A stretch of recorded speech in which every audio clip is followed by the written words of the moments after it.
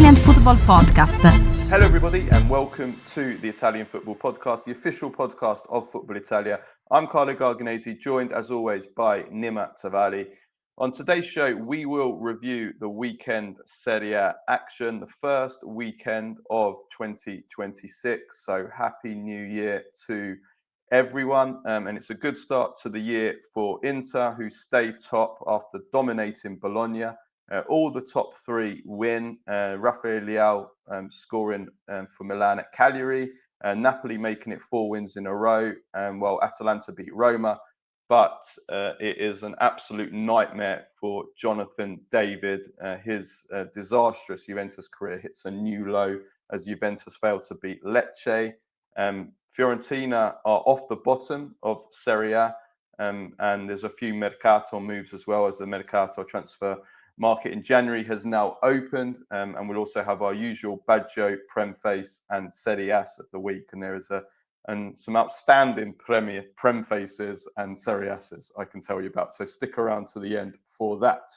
If you want to support the Italian Football Podcast and receive all of our content that we do throughout the week, including our free Monday review show, our weekly Q&A episode where we answer all of the questions from our patrons, plus a Thursday midweek review show, plus much, much more, then go to patreon.com/TIFP, become a subscriber for just $3.99 a month.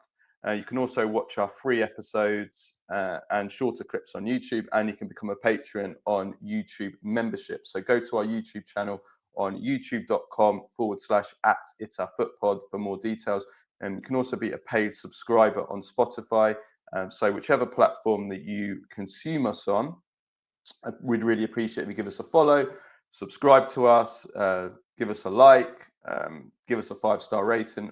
By doing that, it really helps us to grow. And join in the debate as well, leave a comment. And if you've not already done so, do follow us on Instagram, Facebook, Twitter, and on TikTok. Okay, let's get into today's show. So, Inter, Nima, absolutely brilliant. Destroyed Bologna 3-1, scored 3, should have been 8. For me, they were amazing. They created so many chances. The team is playing so well, pressing amazingly. The team looks so fit, and the spirit of the team looks great. Some really great individual performances. That's 5 wins in a row now in Serie A. 8 wins in 9. They just look in great shape at the moment, Nima, don't they? It was a very, very impressive win overall. I think the first half, however, Inter did create lots of chances.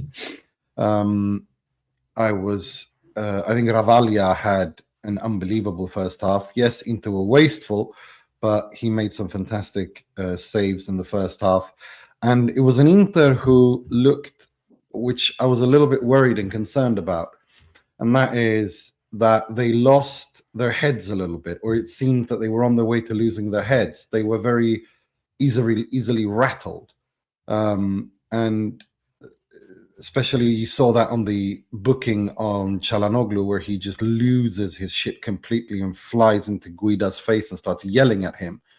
I'm not defending Guida because I've watched the Serie A for the last 10-15 years sober, and I know what a clown he is. However, I do expect more from a 31-year-old veteran of the squad to not lose his shit in the way that he did, and the way that Bastoni did, and other Inter players did as well, in a match day 17-18 Serie A in January game. This wasn't the final of the Champions League. This wasn't the end of the season where, they chased the goal at the death, where you can understand the frustration. This bothered me a little bit, and I was kind of hoping that Inter would regain composure, regain concentration in the second half, and boy, did they.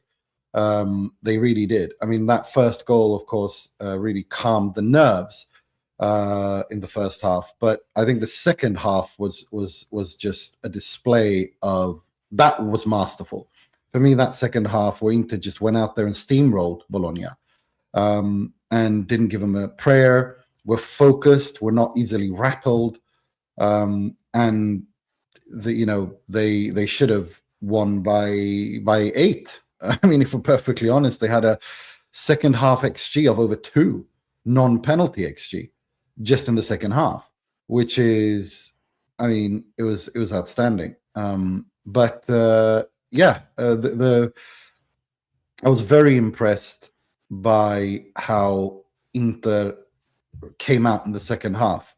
It's a very important win because this means that Inter answer, and they were able to concentrate again after a first half where they looked a little bit rattled and wore their hearts on their sleeves a little bit.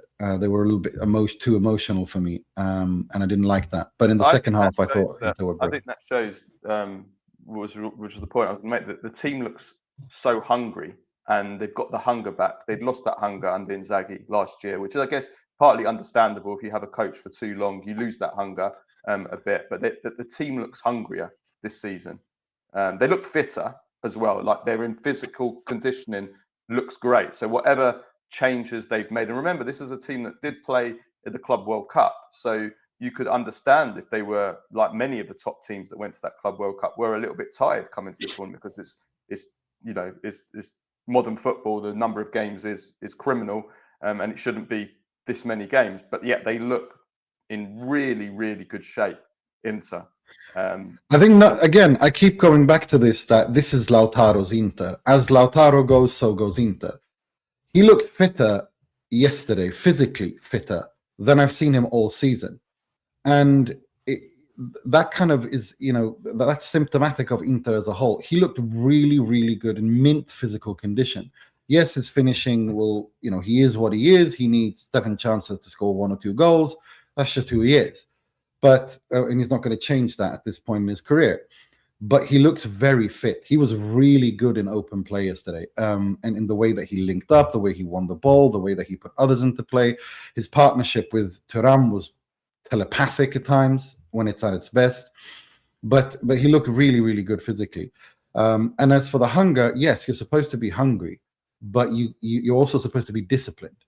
And I feel that Inter lost their discipline a little bit in the first half. However, Kivu addressed that clearly at halftime, because when Inter came out in the second half, they were just as hungry. They were just as the desire was just as much there, but they were concentrated and focused and disciplined, and that's why they were able to cruise to victory. So they, Lautaro, he's now 4th in Inter's highest ever goal scorers, which is an incredible achievement. So I want to ask you, Nima, like, where do you rank Lautaro among Inter's top scorers of your lifetime? Right. What I'll do is I'll read out the top 8 scorers. I'll read out 8 names. You tell me the position from 1 to 8, with 1 being the best. So these are the top 8 Inter goal scorers of your lifetime, or our lifetime. I'm a little bit younger than you. So they're still in my lifetime. So I'll read them out, and just to stress, this is who you think are the best. This isn't ranked by top goal. I'll read out the goals as well, but you rank them by who you think is the best, because I'm interested to know where Lautaro ranks among the best Inter strikers ever, now that he is the 4th. So let me start off. Christian Vieri, 123 goals in 190 games. His Inter, his goal tally and his goal average is one of the highest in Inter's history, not just of my lifetime. And he scored. He came to Inter during a period where Inter weren't really winning anything. His importance can't be stressed enough. So I have him in 3rd. Mauro Icardi, 124 in 219.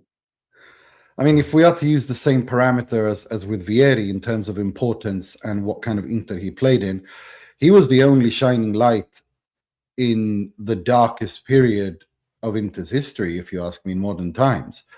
He didn't, whether or not Inter would do well hinged on whether or not he would score.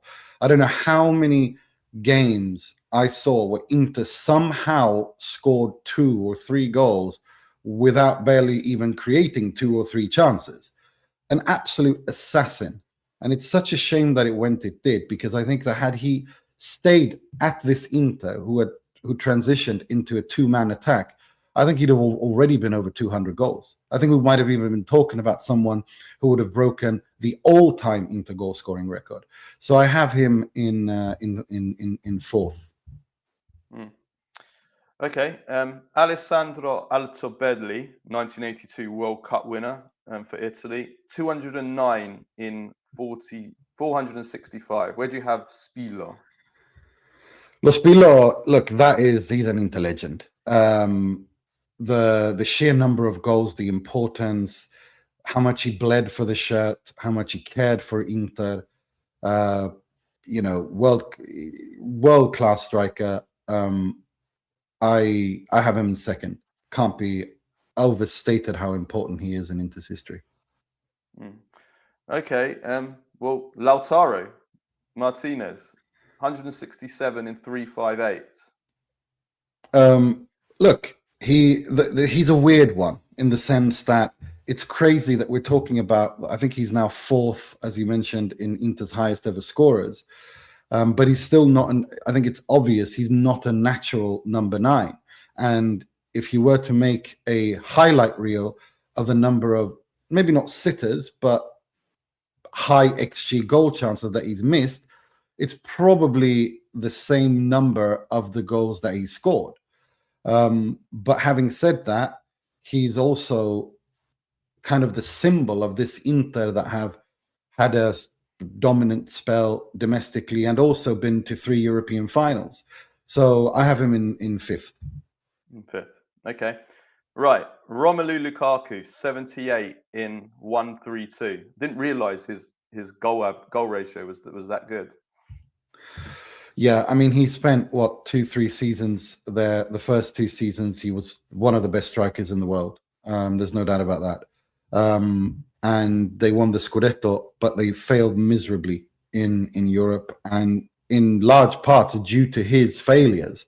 So I can't have him anything other than 8. Ooh, 8. Okay. Aldo Serena, 78 in 223. Again, part of a magical Inter side, one of the greatest Inter sides of all time. High, very important, maybe not so much for his goal scoring, but overall play.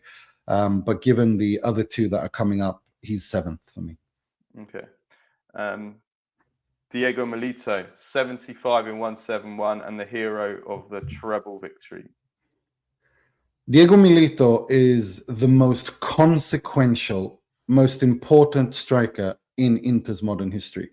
It's not about just the number of goals he scored. It's about the number of important goals that he scored when Inter needed him to score and what that meant. He embodies the legendary Inter that lives forever. He is, as I said, number 1 on all lists. There have been very many better, individually, technically more gifted, better players than Diego Milito at Inter. Many. But there are none more important and consequential than Diego Milito. I've said this many times. Diego Milito, 2009-2010 treble winning season, is the most decisive football striker in history anywhere. Scored the 2 goals in the Champions League final, scored the winner in the Coppa Italia final, scored the winner on the last day of the Serie A season to win. Siena. And that's before you get to his goals in the semi-finals, in the quarterfinals, in the big matches in throughout the season. So, which I could go on and on about. He's the most clutch player there's ever been that season, and he didn't even make the Ballon d'Or shortlist that year, which kind of when Diego Milito didn't get on the shortlist, that is when I made the decision to never care about the Ballon d'Or ever again. So I thought, well, if he doesn't even make the shortlist, then we know that this award is just a political joke. That has been proven since. Okay, finally, Adriano, 74 in 177. If we're talking individual skill, if we're talking highest level of individual quality, there's only 1 or 2 players better than him in Inter's modern times, in my lifetime. The first being Brazilian Ronaldo, the other being Zlatan Ibrahimovic. with the difference, of course, that with Ibrahimovic, Inter won important trophies domestically. They didn't really do that under Adriano and Ronaldo, with them being the star player. But Adriano, it's such a shame. It's also one of the biggest what ifs in Inter's modern history because of his personal problems after his father died. Just go and look at what Zlatan Ibrahimovic himself says about Adriano. Calls him the best, if not the best, one of the best players he's ever seen. It's a big what if, but he's sixth on this list.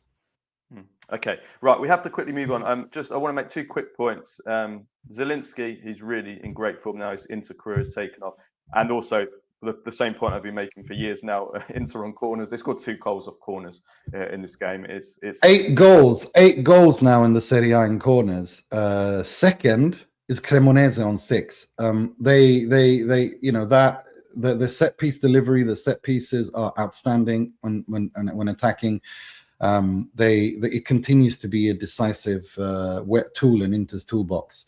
As for Zielinski, man of the match for me, best Inter player on the pitch. I think he was outstanding yesterday, together with Lautaro. But I think Zielinski was just outstanding. I think it's so important for Inter when Çalhanoğlu and Barella, Barella in particular, when he can't seem to be able to score from that midfield position.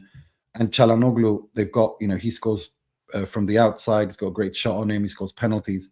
But it's important to have a midfielder like Zielinski who can come up with goals like that when the other midfielders aren't delivering. And yesterday he did. Adani said he's starting to remind him of the peak Zielinski at Napoli. There's not much to say. Yeah, absolutely.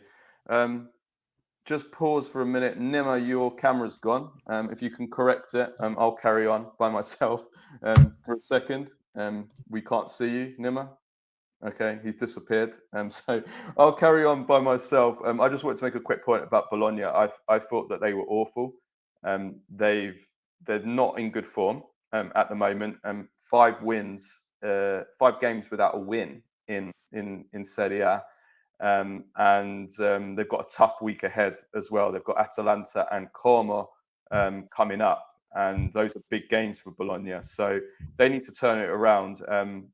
I don't think player for player they've got a good team at all.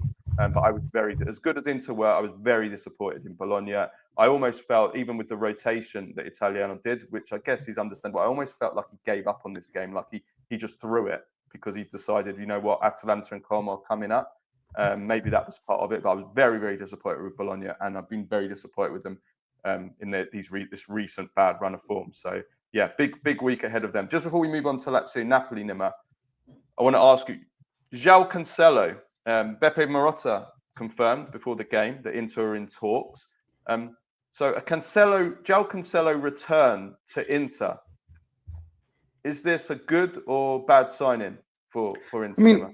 I think Marotta basically said what the idea is. I mean, it's one of those situations where Denzel Dumfries has an injury. He's going to be gone out for at least a couple of months. They need to have another option. I think Luis Enrique is he's been eased in and he's doing okay, but he's not really.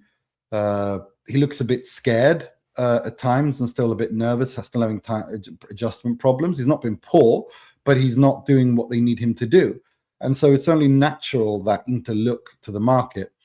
I think Cancelo is a great player. Okay, he's not exactly a teenager. He might be past his best, but he does have tools in his toolbox that offer something that Inter need. However, we also need to be cognizant and reticent of the fact that Inter aren't prepared to give him more than a 6-month contract. And he wants more than that, which is understandable. And because the policy at Inter is to not buy too many, they have enough 30-plus-year-old players. They want to get rid of a bunch. They don't want to sign up to players that are past that mark and more than 6 months. So I think this is a difficult deal. Well, yeah, I think. Listen, he'll leave Al Hilal, that's for sure. He's fallen out with Simone Inzaghi, and my understanding is that Barcelona are his preferred choice. He wants to go to Barcelona, and if they can get that deal, he'll go to Barcelona. But if they can't do that deal, then Inter are his second choice, and Inter want to bring in a fullback So yeah, that's the situation. It would be, like you said, it would be a loan though, for it to go through. Let's move Can on. you hear me? Can you hear me well? Can you hear me Yeah, well? Like I a can hear you. microphone, is it good? Yeah, Cool. unfortunately, yeah. I'm joking. Right, let's move on to Napoli. Lazio Napoli. As impressive as Inter were, Napoli were equally impressive against Lazio. I thought they were outstanding. Again, like Inter, created lots of opportunities, conceded virtually nothing the whole game. I'm not surprised at all because Antonio Conte had a week to prepare for this game, and we know this is what performances we get when Antonio Conte has a week to prepare. But I don't want to put it all on that. I actually think that the form has picked up for Napoli since the Supercoppa, and they played 2 games in a week in the Supercoppa and were outstanding in both those games. So I don't want to put it just down to the one game a week, but they're looking really good. They've looked really good since the Supercoppa. They're looking, in my opinion, they're looking much more balanced since Elmas came into the team instead of Noah Lang. I think Lang had started to pick it up, but Elmas is more of a balanced player, and he's more of a team player, and probably better in the defensive phase. And he's probably got a better attitude as well. Definitely got a better attitude than Noah Lang. Noah Lang might even leave potentially this month. So and I think Elmas is such a talented and underrated player. I think, by the way, I think he's really, really not talked enough about what a talent he is on the ball and how good he is on the ball, and how skillful, the dribbling, how hard it is to get the ball off him, how he doesn't give it away. So I think he's given them a new dimension. Well, not a new dimension, but he's just made them more of a team. I think, and the defense has, all 4 of these wins have been 2-0 wins. So they've got 4 clean sheets in a row. So yeah, I thought they were outstanding as a team. There was some good individual performance, Spinazzola, and welcome return to form for Politano, who hasn't been good for quite all season really. He got 2 assists. Spinazzola scored. Everybody knows how much I love Spinazzola. So yeah, really, really good. Yeah, I mean, I was really impressed by Napoli. I think the way that they handled this, it was just smooth sailing, cruise control, balanced team. And they're looking like Antonio Conte teams do at this point of the season. When they, as I said, I think it was last episode, I said, I think by the end of January, we'll know who will win the Scudetto, I think this is a point where if you're going to win the Scudetto, when you build up a run, which I think Napoli will, this is the moment where, this point of the season is where it's decisive. And Napoli just looks so calm, so in control, so cool, so balanced. And I think, again, I keep talking about this. No one represents this more than perhaps Politano. Because if you again remember, he was at Inter, and when Spalletti was there and when Conte was there, and they got rid of him because neither Spalletti nor Conte could work with him. Well, now he's won the Scudetto with both Spalletti and Conte at Napoli, and he's done so being a team player that sacrificed himself for them. 2 assists, put in another shift. That's the kind of, this is why Conte keeps using him, because as unsexy a name as he might be, as limitations to his game that he might have, he works in the system and he sacrifices himself for the team. And I think that's really important. And I think it should be highlighted. Yeah, absolutely. This was a welcome round. We know how much Politano and Spinazzola love each other. There's a proper brothers bromance there. So that they would have enjoyed that with Politano. Which is also hilarious if you remember that once upon a time there was a situation where Politano was going to go to Roma, Spinazzola was going to go to Inter, and their paths crossed, and then Marotta pulled the plug at last minute, whilst after Politano had arrived in Rome at the airport holding a Roma scarf, which pissed off Roma to no end.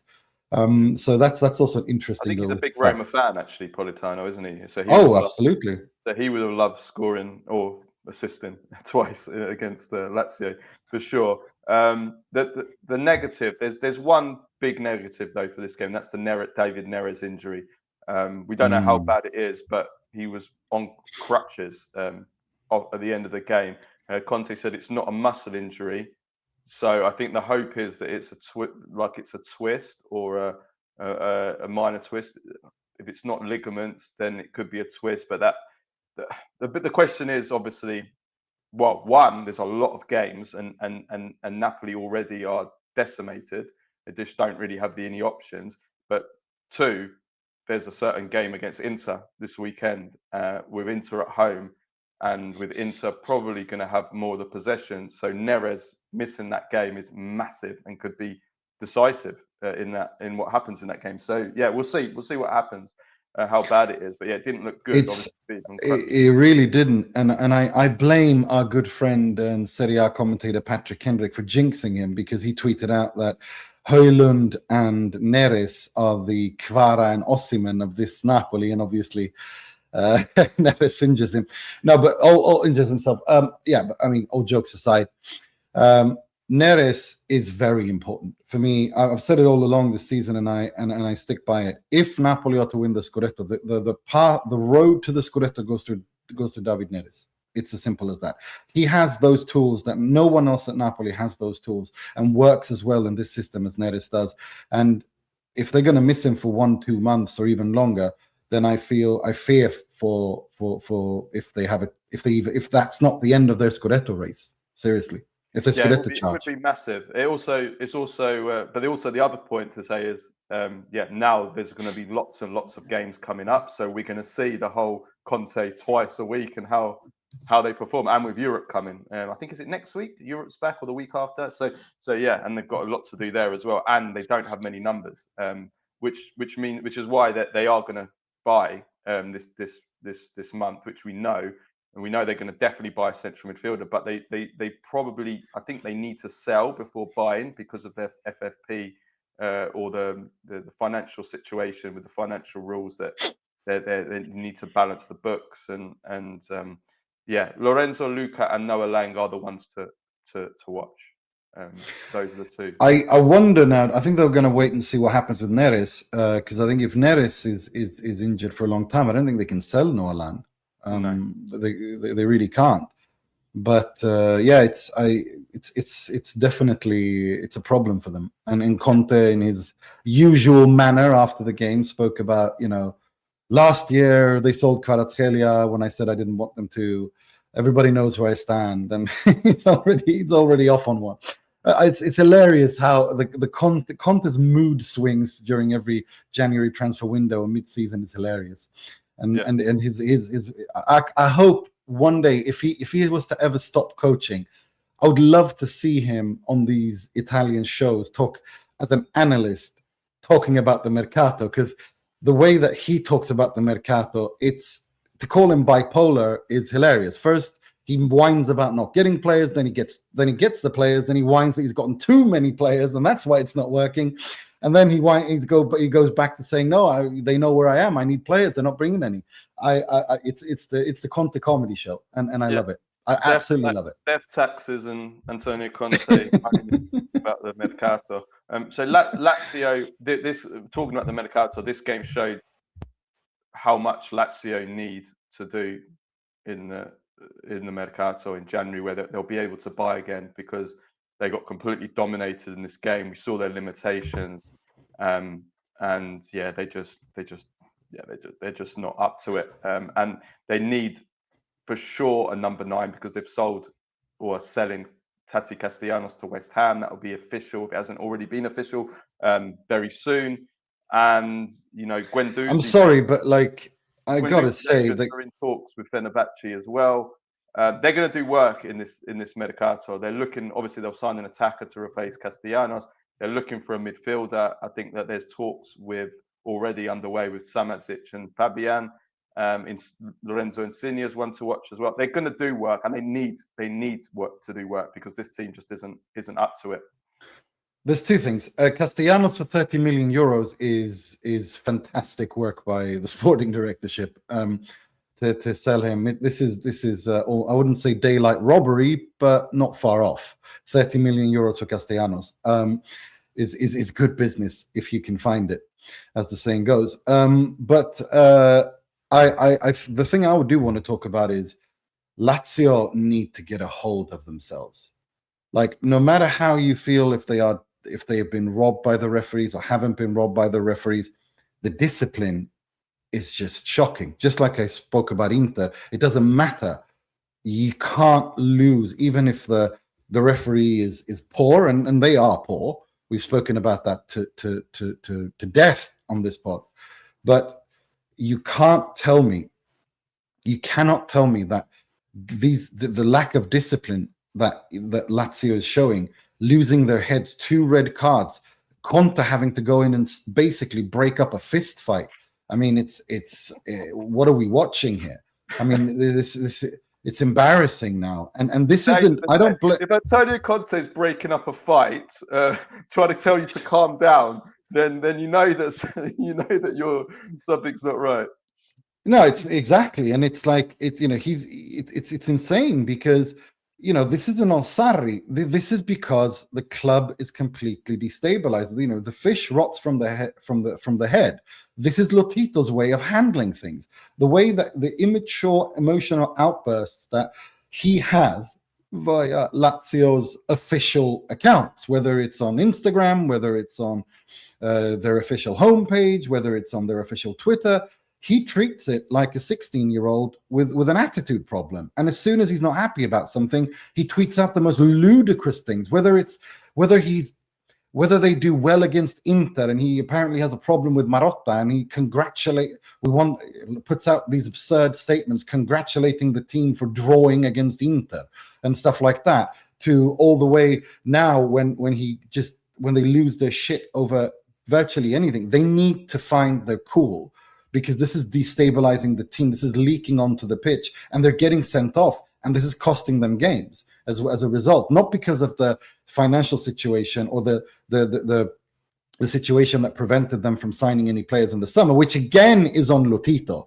He is the root cause of all the destabilizing issues or lack of stability at Lazio. Second time in a month that they finished a game with 9 players. They somehow won last time, but this time, you're not going to get away with ill discipline against a team like Napoli. That's for sure. And Milan, also to complete the top 3 that are vying for the Scudetto, they win as well at Cagliari in the first game of the new year, and the first goal of 2026 in Serie A, which was Rafael Leao, who settles, which it was an awful game to watch, but he was the difference, and that's kind of what Milan need from Leao, him to be the difference maker, and he was. It was a clinical finish.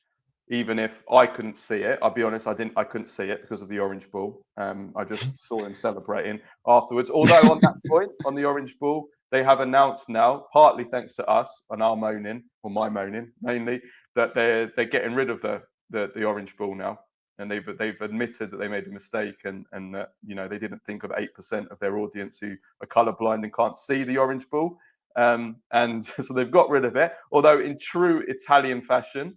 Although I don't know whether it's to blame, if it's worth blaming Serie A, or if it's to blame Puma, the manufacturers, that they said, but we can't produce the ball as we need in the time, so this weekend we have to carry on with the orange ball.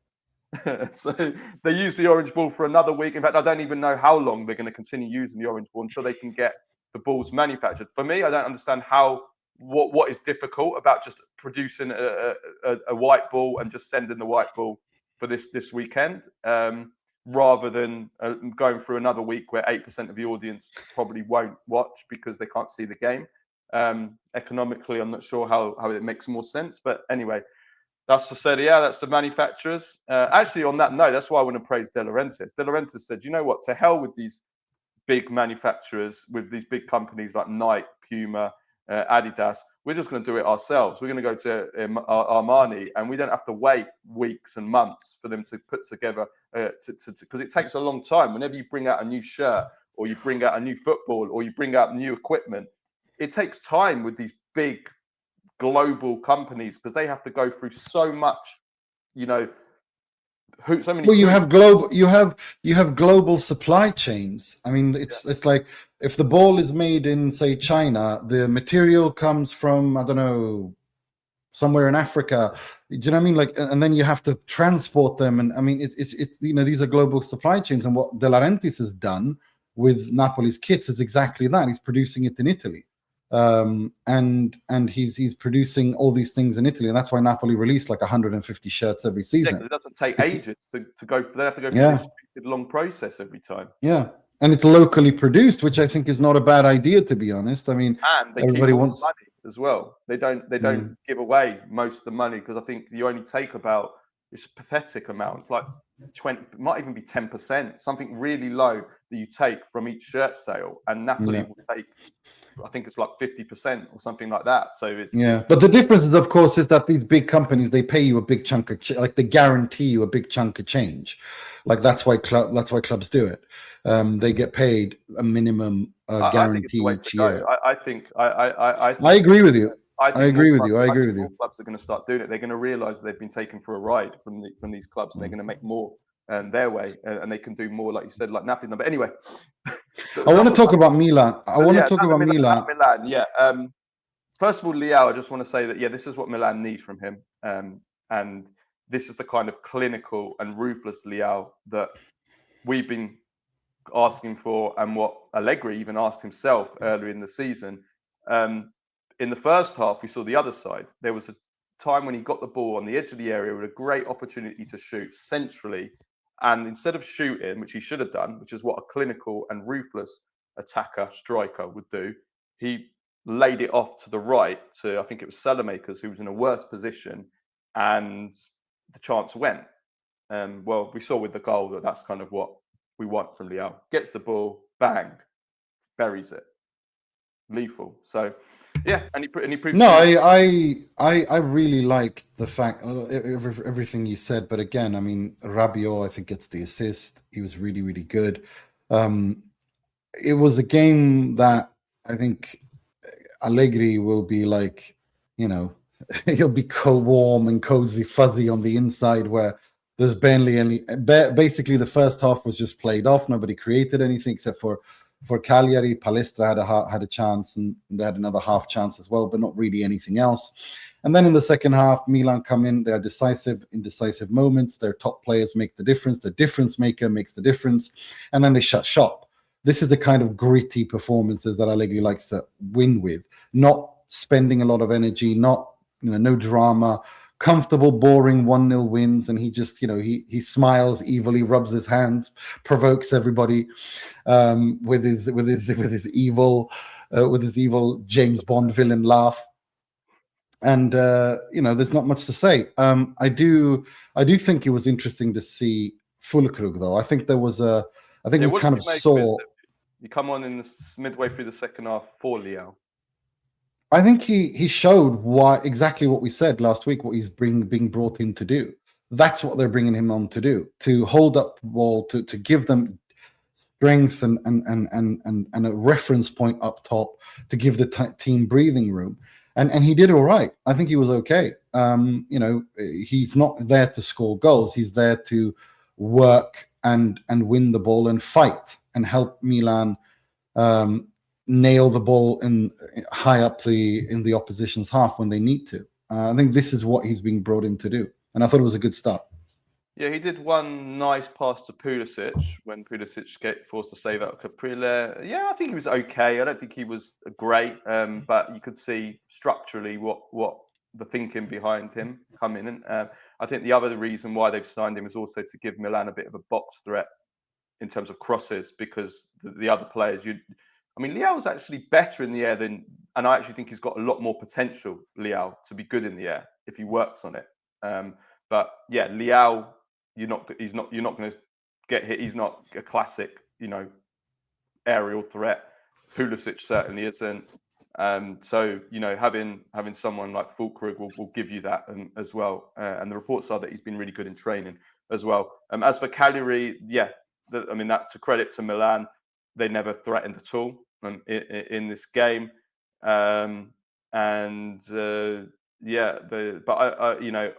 one player that I do want to praise for Cagliari, because a lot has been spoken about Cagliari this season, and I like their project. I like that they've got lots of young players that they're giving chance to, lots of Italians they're giving chances to. Palestra we've spoken at for a long time.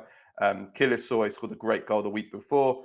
But there's one, and I actually quite like Prati as well in centre midfield. Not so much in this game, but he's a good player. I think he'll go to a higher level as well. That's what I wanted to talk about. And those people who have followed this pod for a couple of years will know about Prati because, of course, he was at Spal. And one of the times I interviewed Joe Tacopina for the pod, the former Spal owner, he was talking about watch out for Prati. He's going to be a big, big player. And I really, really like what I've seen from him. I really like this player. Yeah, I like how he kind of protects the defense, or how he holds his positional and structurally on the field. Like he's the kind of player that maybe Italy don't have too many of those kind of central midfielders. So that they could. Agreed. He has I think he's got high intelligence, high football IQ. The way he reads the game, the way he reads the game, very mature for a 22-year-old. And to be honest, he's always kind of had that kind of that awareness about him ever since he was like a teenager as well. I'm just really glad that he's a Cagliari because I think that's the right environment for him. And I'm really impressed by him. I really, really like him. There was one other, the most impressive youngster in this game for Cagliari, and somebody that I also really like the look of, and he's somebody that's been linked with both Napoli and Inter, is Riyad Idrissi, who's a 20-year-old who was born to Moroccan parents in Sardinia, come through at Cagliari. He's eligible for Italy and Morocco, but he's playing for Italy under 21s at the moment, and I like him. I like the look of him, so I'm looking forward to seeing kind of how he develops. But very kind of intense, very he's got a lot of energy. Left-sided, left back. I mean, yeah, I liked him. I like what I've seen him. I haven't seen enough of him yet, but what I've seen of him and what I've heard of him, and he's somebody to watch. So yeah, Cagliari is showing that if you actually give Italian youngsters a chance, they can develop. And I think what Cagliari are showing is if you give talented players a chance in the right environment, in the right system, then they can succeed. I think there's been many examples of young players who've been played in Italy that have failed, and then people have said, okay, well, you can't play the young players because you get relegated. No, you need to have the right level of talent, you need to have the right environment, and you need to have the right coach and the right formation. All of these in order for them to develop and grow. And in that situation, you also have to have the courage to allow them to make mistakes so they can learn from them. And I think Cagliari has all of those things. And that's why I think you see Idrissi, Prati, Palestra, and so on and so forth doing as well as they're doing. Yeah, right. And Kilisjoy as well, even though he's not Italian. Yeah. Moving to a club who has produced a lot of youngsters recently, but just sell all of them, is Juventus. Disastrous result for Juventus. They had a great run of fixtures that could have mathematically got them more into the title race. And everybody was talking up the Scudetto race. I talked it down. I said, look, everybody ever bloody learns. Just wait until after the fixtures are done, and then we can see. And they blow it. They completely blow it. On chances, they should have won this game by 2 or 3 goals. There's no doubt about it. Especially the first 20 minutes, 30 minutes. Actually, if you remove the first 30 minutes after that, they were actually pretty poor for the rest of the game. But on chances alone, they should have won this game by a landslide. It's incredible how Juventus were behind at half time after that first 20 minutes. They should have been 3 or 4 up.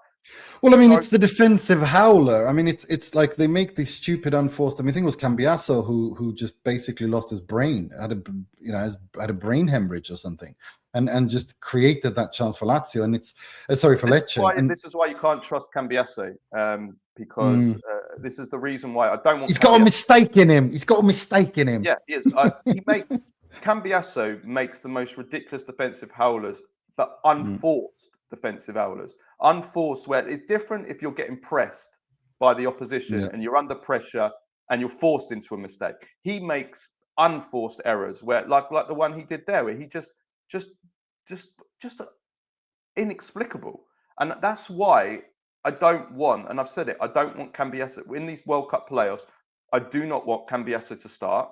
I do not want Di Marco to start in defence. I do not want Di Lorenzo to start in defence. And it's why I've also, I'm not saying he shouldn't start, but it's also why I've had some reservations about Bastoni, because I don't want players who I feel will give up chances just inexplicably to the opposition. And, you know, Cambiasso's the number one out of all of them, because he gives away the most ridiculous, makes the most ridiculous mistakes where he just gifts a chance. And if you're playing against a team like Northern Ireland, who, you know, on their own merit, shouldn't create that many chances themselves against Italy. If they are going to create chances, it's probably going to come from us making mistakes, either as a team, which we know are structural issues, but more so probably from individuals. So I don't want us to. So this is why you just cannot trust Cambiasso at all. It was just a shocking mistake. It was a great finish from Banda, but number one, even with that miss, even with that goal, Lecce, that, you know, Juventus didn't win because their finishing was awful in this game, and that comes down to the number nines. Juventus are being let down by their strikers, and both of them, David and Openda, are both. It's a disaster for both of them. Spoken about it at length, how much money they've spent on both players between salaries and signing on fees, and in Openda's case, transfer fees. We're talking about between them well over 100 towards 150 million if you go over the course of their contract that Juventus have invested in these players. Jonathan David's just embarrassing. Honestly, we're in the January transfer market now. If there's an opportunity for Juventus to sell Jonathan David this month, I would sell him, because I don't know how he comes back from this. That missed penalty. I mean, for starters, why is he starting? He shouldn't be. I have to blame Spalletti here. He shouldn't have started the game. Openda's been playing the last few games. Juventus have been in great form. Openda, okay, he's not been amazing, but he's done all right. He's scored. He's you know, it's working as a team. He gives David a chance. Why? Play Openda. Keep your same team. You keep your same attacks. That's number one. Number two, why the hell is he taking the penalty? Yildiz has been taken. Yildiz is the penalty taker. Let Yildiz take it. Now, I don't know whether it was Yildiz who gave him the ball or whether it was Locatelli. I think it was Locatelli that gave him the ball. It's an outrage. You know, do not change. When the teams and players learn, do not change penalty takers. And, you know, this isn't a charity case. You know, just because he's going through a bad spell and he hasn't scored since the first day of the season, it's not 4-0. If it's 4-0, yes, you can give Jonathan David the ball, give him a chance to score and maybe build up a bit of confidence. It's 1-1 with just over 20 minutes to go in a must-win game. You do not let Jonathan David. So whoever made that decision should be strung up. I think it was Locatelli. You should be strung up for that, because that is unacceptable. But regardless, I mean, what a pathetic penalty. I mean, you could see the lack of confidence, the way he's trying to do a Panenka, but then he doesn't connect with it properly, kind of changes his mind, half run up, and he kind of clips it down the middle. It's a pathetic penalty. He's a disaster.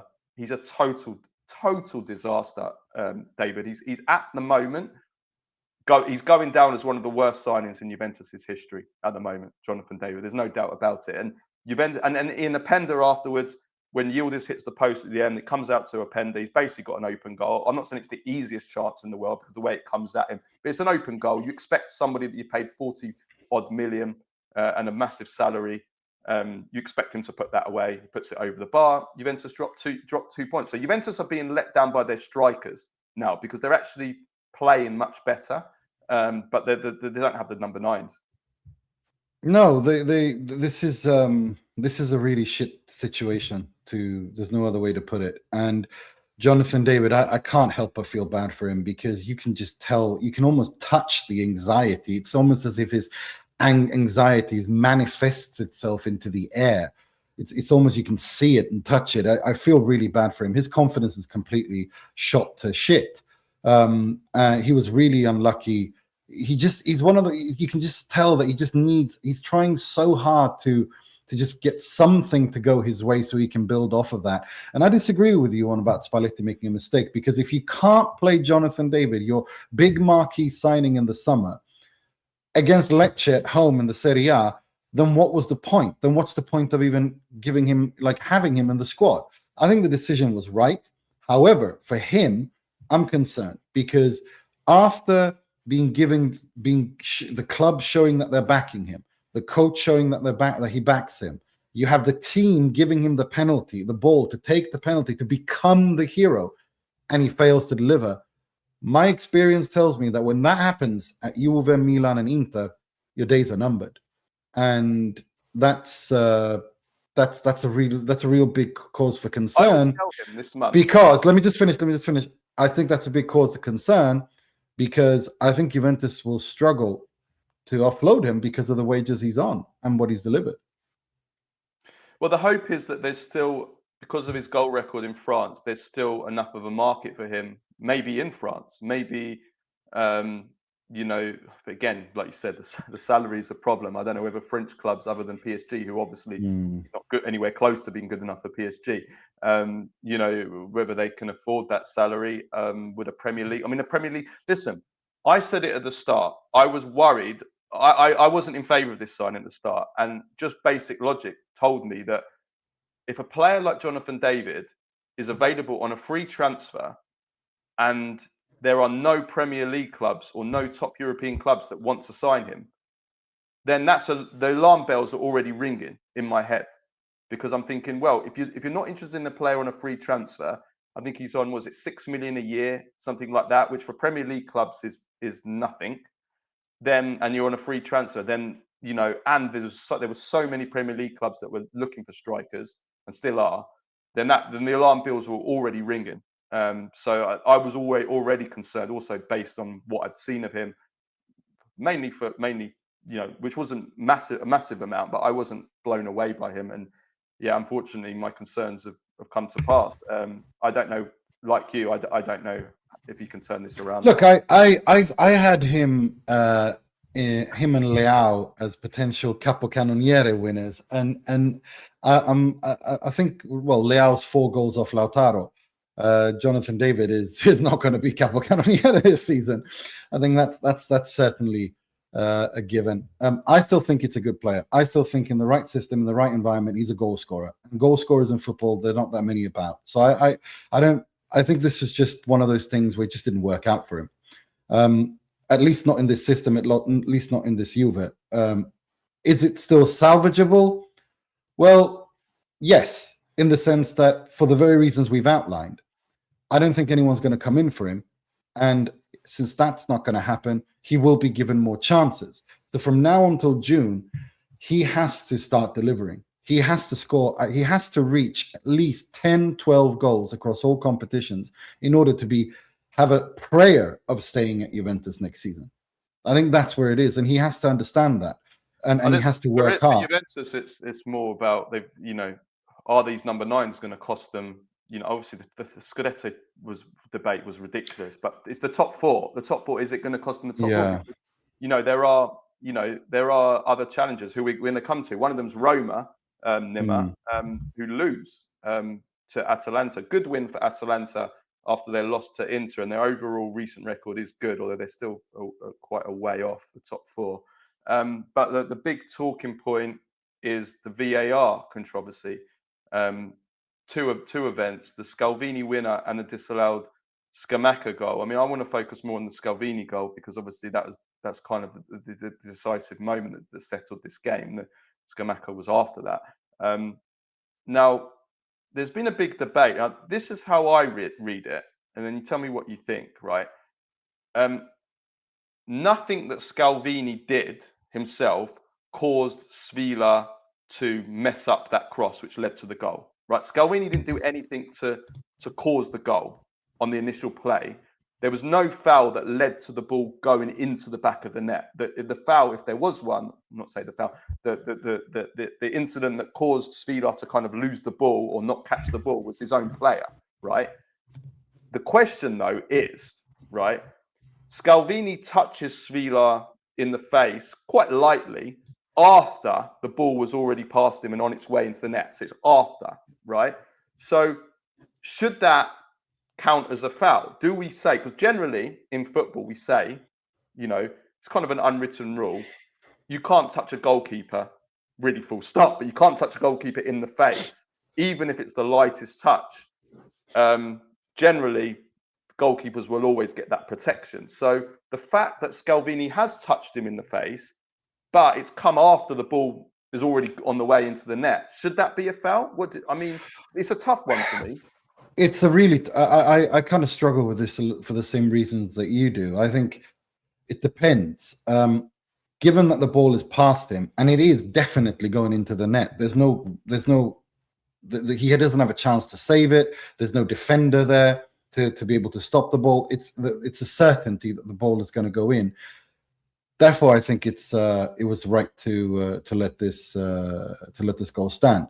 But I agree with you that it's a difficult one. But for me, the Scamacca disallowed goal is one of the most insane decisions I've seen. I don't understand what Fabri's thinking here.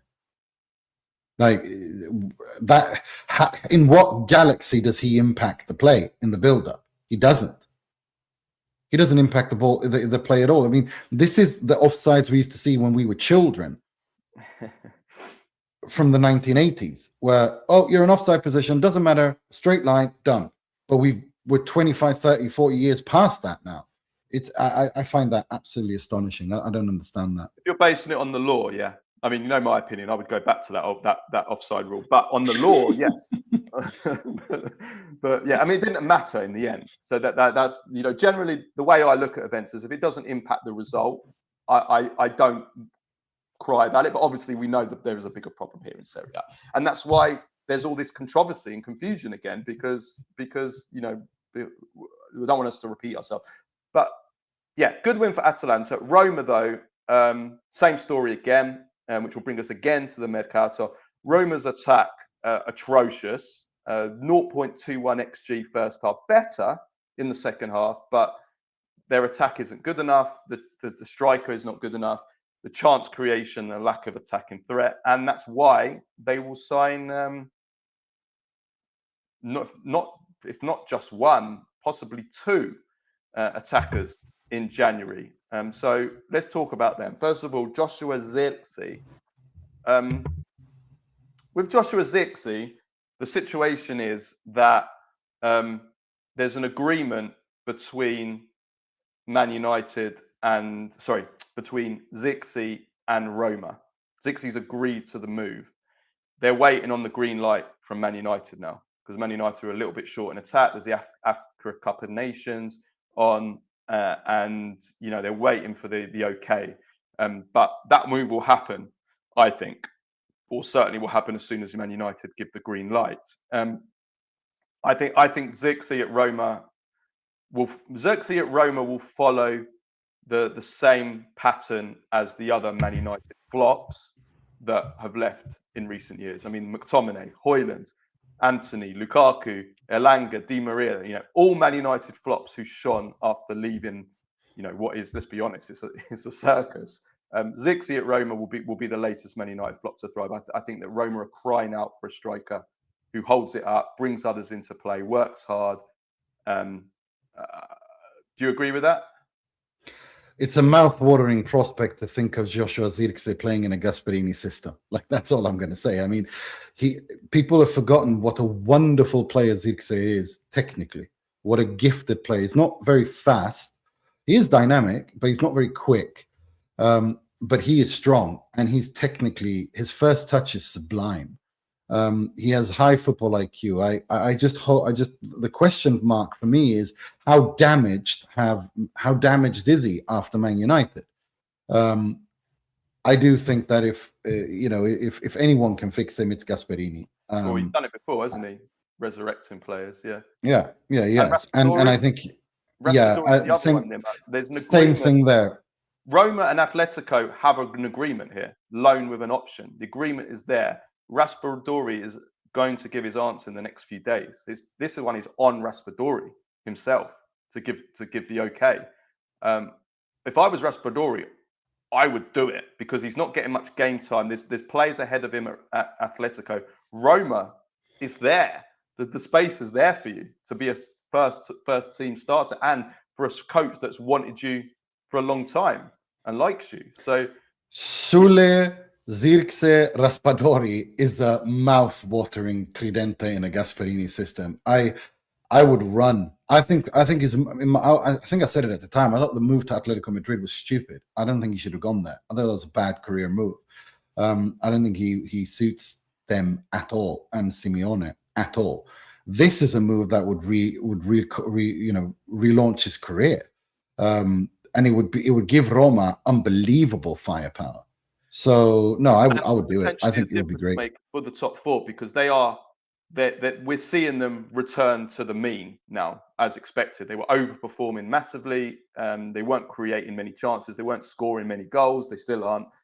Yet they were still somehow getting the wins. And they're right bang in there in the top four. They're joint fourth with Juventus right now. Como also, who we'll come to in a second, can join them there. So it's a fight there. And you suddenly bring in Zirkzee and Raspadori with that solid defense, the structure that Gasperini started to build. It's a big difference maker. So it would make the top four race really exciting if they get them. So this is Roma going to be an interesting one to watch, definitely, in the Mercato. I mean, I remember us talking about how we wanted to see, we were hoping that if Roma were thereabouts in the Scudetto race, they would invest and blah, blah, blah. If they can get Raspadori and Zirkzee over the line together with Sule, you have Dybala there as well. Look, that is then you got to give credit to the ownership. You got to give credit to the directors because then they've done an excellent job. Given where Roma are financially and the problems they've got, this would be an excellent January transfer window. And people are talking about Roma, Como. Watch out for Atalanta in the top four race. Seriously, they are by no means people are discounting them at their own peril. Atalanta can still very much finish in the top four. They certainly have the quality. They certainly have the players. And now with Palladino, he's getting them to express that too. So, and this is a monumentally important win for them against a direct rival for the top four. Yeah, no, absolutely. On form, Atalanta are right in the top four race, as they should be with the talent that they've got. They just obviously got quite a bit of work to do to make up the gap because of how far they were behind from Juric, but they're still a little bit behind now, aren't they? They're 25. I mean, they're still 8 points. They're 8 points off four, but there's they can make it up. They continue this form. Como, they were right in it. If we go to the rest of the fixtures quickly, they win 1-0 against Udinese. Dominant win. If Como win the game in hand, they are joint fourth with Juventus and Roma on 33. So they are. I've said it. I said at the start of the season, I saw them as a potential top four challenger, and I think they're going to be. Como looking good. Genoa won, Pisa won, Sassuolo won, Parma won, which really helped Fiorentina, who beat Cremonese 1-0 with a massive win, massive goal from Moise Kean, who wasn't even supposed to play, and they're now off the bottom. 2 wins now in the last. Is it? Did they won 2 in a row? Or was it 2 wins in the last 3? No, they didn't. The 2 in the last 3. 2 in the last 3 because they lost to Parma, didn't they? Yeah. But yeah, they're off the bottom and they're only 3 points from safety now. And Hellas lost 3-0 at home to Torino, which was another boost for Fiorentina. So it was a great weekend for Fiorentina. And now all of a sudden, they're right back in with a chance of getting out of trouble again. So it's been. Well, they have to. Listen. They should not be there to begin with. They're way too good to be there. Of course, danger isn't over yet, but the fact that they're only 3 points off Genoa, off the safety, is fundamentally important. Look, it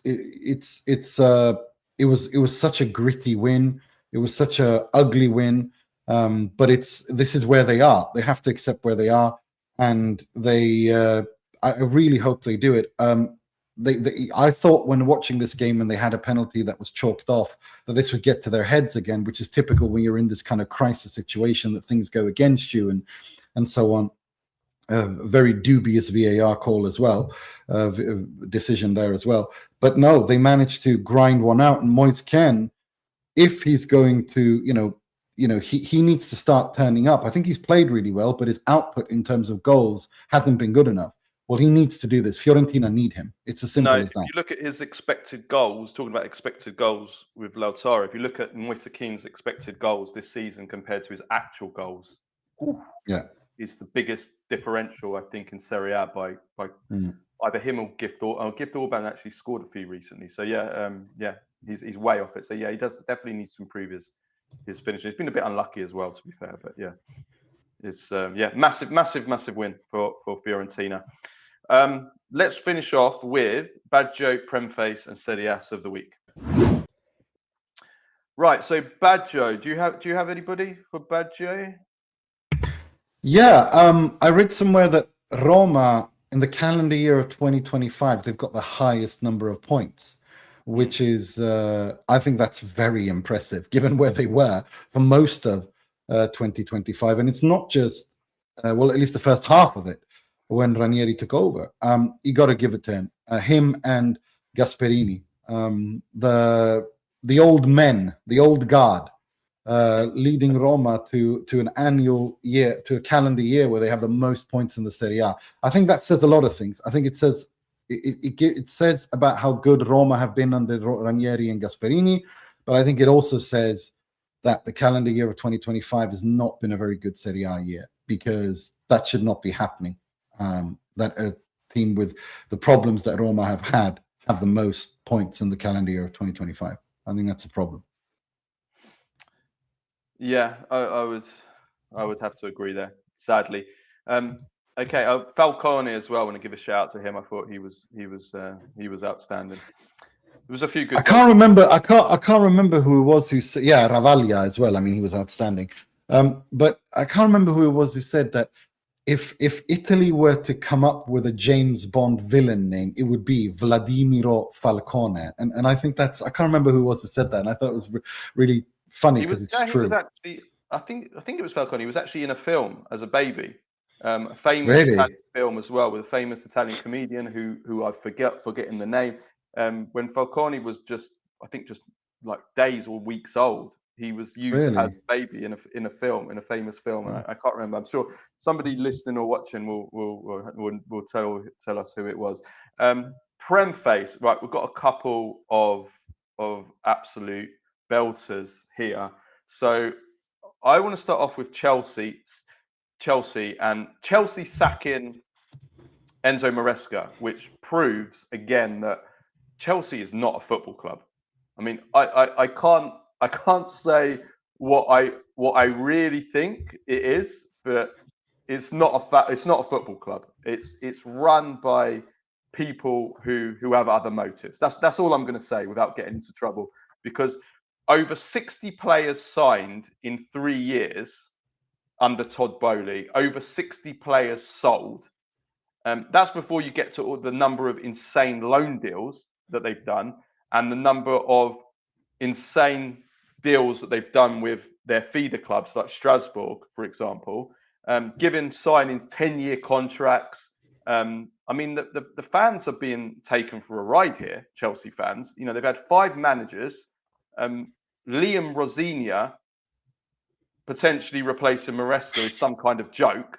This guy, 7th last season with Strasbourg, 7th this season with Chelsea's feeder club, Strasbourg. I mean, the way that this club is run, I mean, you have to be stupid if you can't look at this and see what's going on here. I mean, this is not a football club. They're not running this club as a football club trying to win.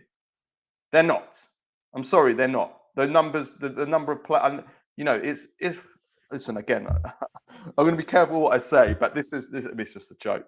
Maresca being sacked now. I know they've gone through a bit of a bad run, but I mean, come on.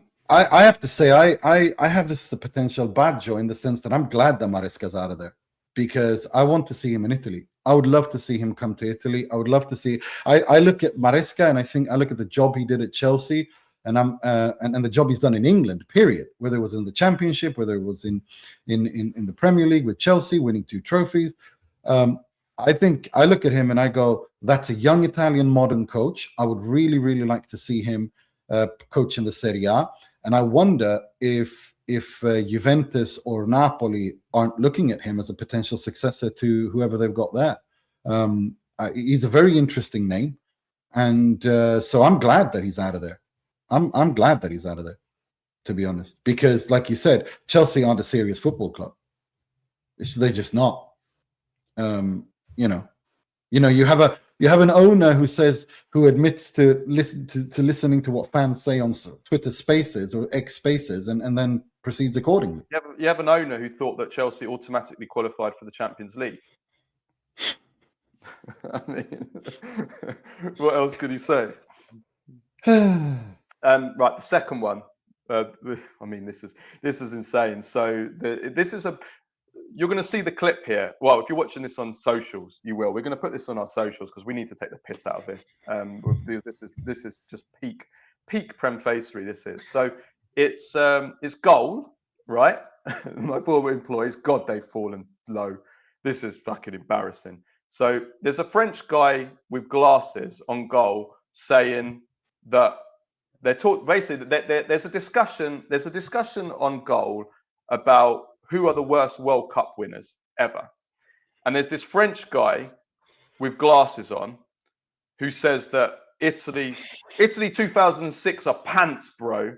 And and basically then did you have to repeat that? Like I literally die on the inside. Like no, just I don't even know. It's some show. It's got lots of followers. I mean, it's got lots of like viewers and subscribers. It's fucking embarrassing. Anyway, this guy is saying that they're pants, that all the teams they played were shit. The only good team they played were Germany, even though Germany actually weren't particularly good back then. That they only beat France in the final because Materazzi insulted Zidane's sister. If he hadn't insulted Zidane's sister, then France would have won the World Cup. And yeah, it's just fucking embarrassing. And you can just see clearly that number one, it's just rage baiting. But number two, this guy and these people have never watched. They've never watched it. I mean, they're young guys, but they clearly did. He clearly didn't watch that World Cup for him to say this. No, and neither of the others when they talk about the 2014 and 2018 World Cups in that clip either. Talking about one of them had Germany in 2014, I think, is the worst winner of all time, saying, well, they beat Brazil 7-1 because Brazil didn't have prime Neymar, bro. It's like, it literally is, Holy Mary, full of grace, protector of all that is sacred and good. Deliver us from Gen Z bro brigade, armed with knowledge from Wikipedia, talking definitively, bro, about the greatest bro ever, bro.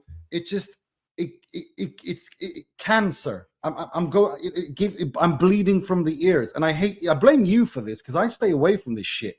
You're the only reason I know about this because you send it to me.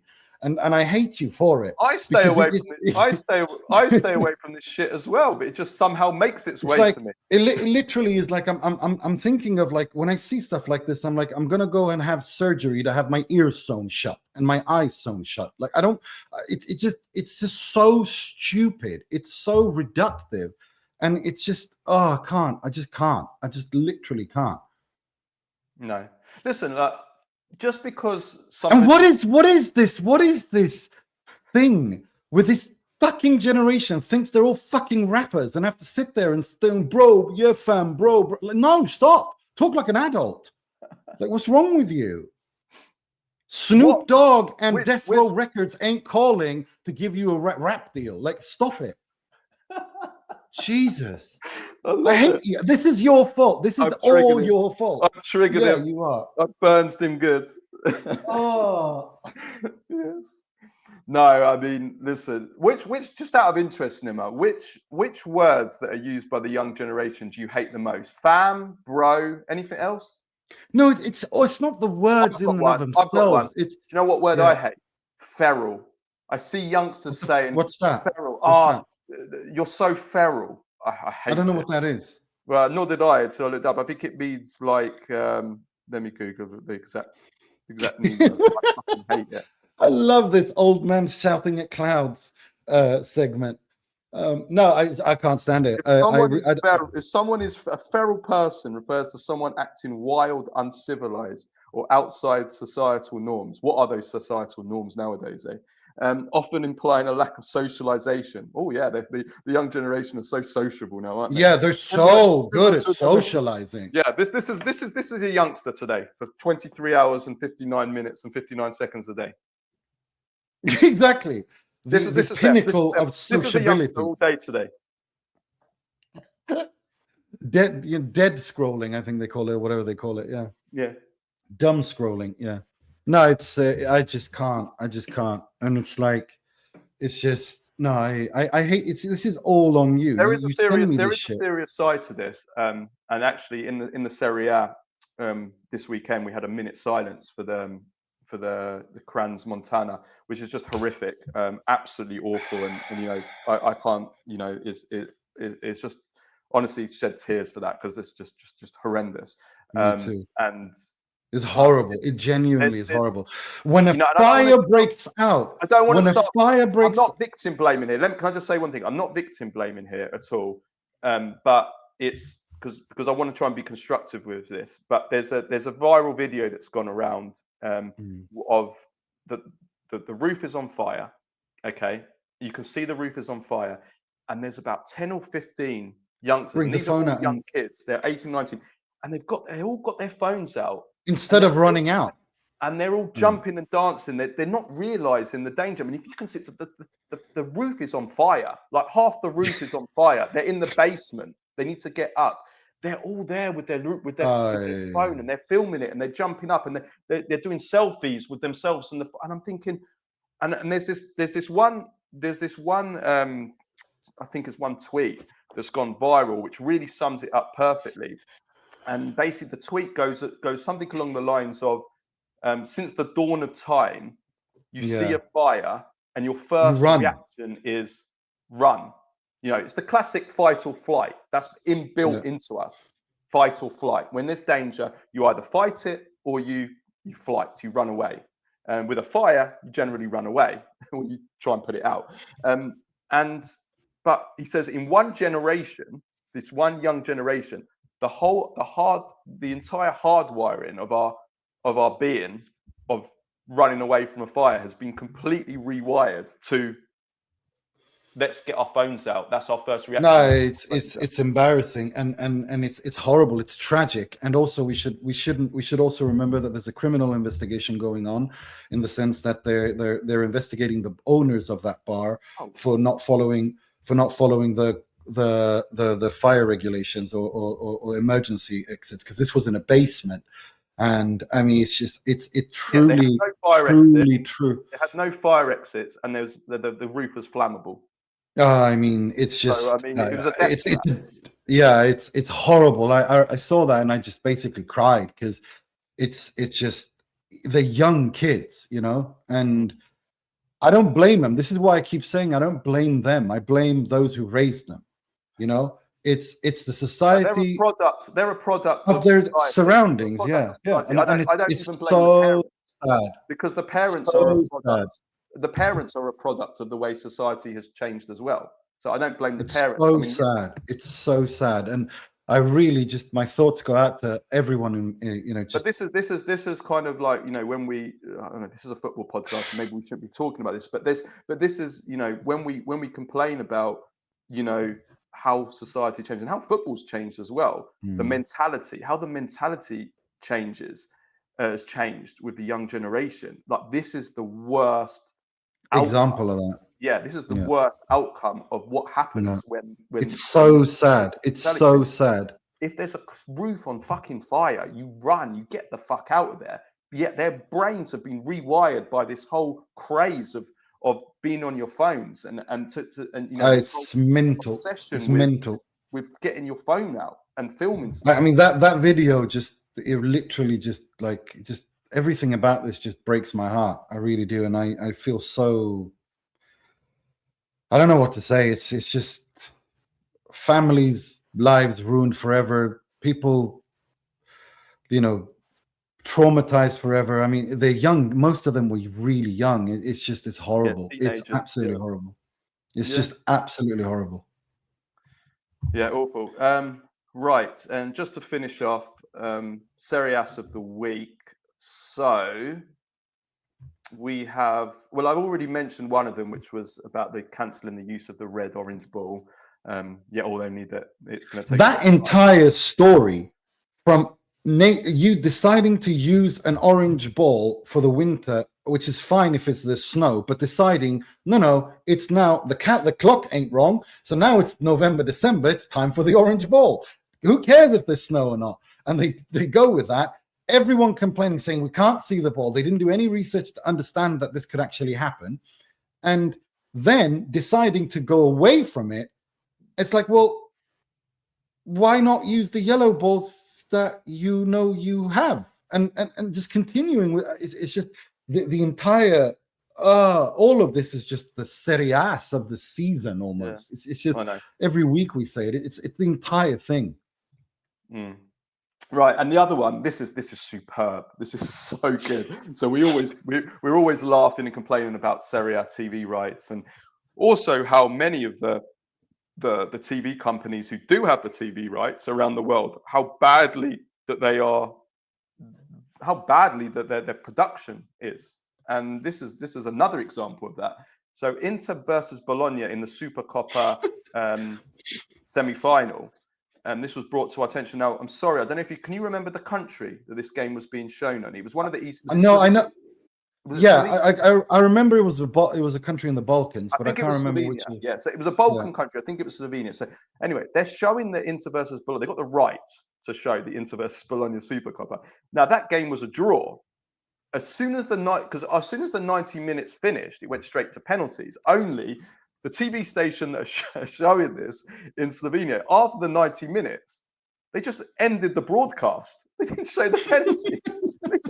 they just finished the game, and all the people that are watching it on Slovenian TV couldn't watch the penalty shootout. They just ended the game. The watch never lies. The game's over. It's just. I would like to think that the Liga Serie A, whoever is in charge of selling those TV rights, will go and speak to Slovenia and say this is not acceptable. I read somewhere that the Saudis are really pissed off as well, and they're not happy with the Supercoppa, and so next year there's a big chance that there is no tournament, Supercoppa tournament. I didn't read why they were pissed off, but well, on that note, just to finish, Nima, then there's no game in Australia anymore. The game in Australia. Yeah, that's another thing that it's like. Everything they do is just so. You kick up all that fuss. You kick up all that fuss. Oh, we've got to go to Australia because this is about modernising, and we're modernising our football. All our stadiums are crumbling, and but we're still, we're not going to, we're going to. Oh, it's just and it's not happening. Of course it's not. Of course it's not. And this is what I mean. The way that they run things from top to bottom, no matter. There's no foresight. Everything is just shoot from the hip, and it's just there's no. I don't understand the chain of command in the sense that whenever someone makes a decision, they never follow through. They don't have a plan of action. They just basically they're going to go with it. They talk about how great it is, and if it's criticized too much, they just chicken out. It's just you can't run a serious league like this, Either you believe in what you're doing or you don't. It's just you just can't take it seriously. Anyway. But before we go, I just want to say Baggio of the week to two of our patrons, Alessandro and Gianmarco, who have the interviews pod, who did this shirt and sent it to me for Christmas. I absolutely love it. It's kind of an inspiration of a classic. 93, 94. Burkham. Yeah, 80. Yeah, Burkham. I remember Burkham. Yeah. Yeah, 88, 88, like that's the era, and it's Oh, they've yeah. taken inspiration of that, and this is the like their logo of their pod, and it's I love it. I absolutely love it. It's stunning. So make sure and go check them out. Interviews, podcasts, and Inter podcast. Yeah, great. Okay, we'll leave it at that, and we'll be back later in the week. We For will have- patrons, Q&A, but we're gonna as part of that show we're going to review do a quick the review midweek of the mixtures. midweek game. Yeah. So to all patrons, sending your questions if you haven't already, and people want to sign up and get all our content, it's $3.99, patreon.com/TIFP, or YouTube memberships, or Spotify, iTunes, and so on. But it's a different price there because those platforms charge a different price for everything you put on there. But so yeah, make sure to check. Right, I need to run. Thank you everyone for listening. Have a great week. Ciao, ciao.